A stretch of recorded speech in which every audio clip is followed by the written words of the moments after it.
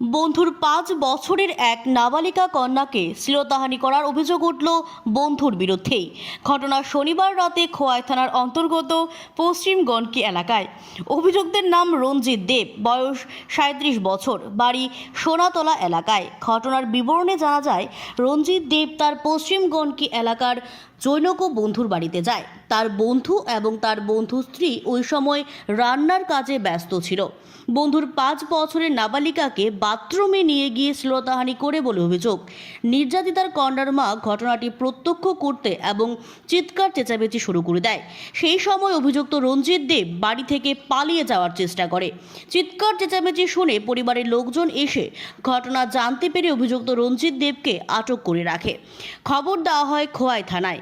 রবিবার সকালে নির্যাতিতার পরিবার এই ঘটনায় খোয়াই মহিলা থানায় একটি লিখিত অভিযোগ দায়ের করে। মহিলা থানার পুলিশ ওই দিন রাতে রঞ্জিত দেবকে গ্রেফতার করে বলে জানিয়েছে মহিলা থানার ওসি মীনা দেববর্মা।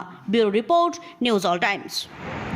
আজ 22/9/2024 তারিখে পশ্চিম গণ্ডকি থেকে আমাদের কাছে একটা রিটেন কমপ্লেন আসে যে 5 বছরের একটা মেয়ের সাথে নাকি শারীরিক নিগৃহ হয়েছে।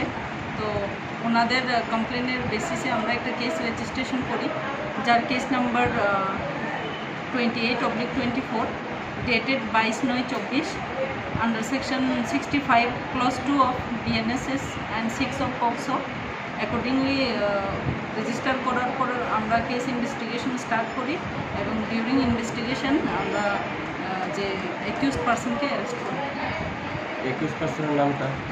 অ্যাকিউজডের নাম রাজেশ দেবনাথ, বাবার নাম লেট রবীন্দ্র দেবনাথ, বাড়ি সোনাতলা, 5 years।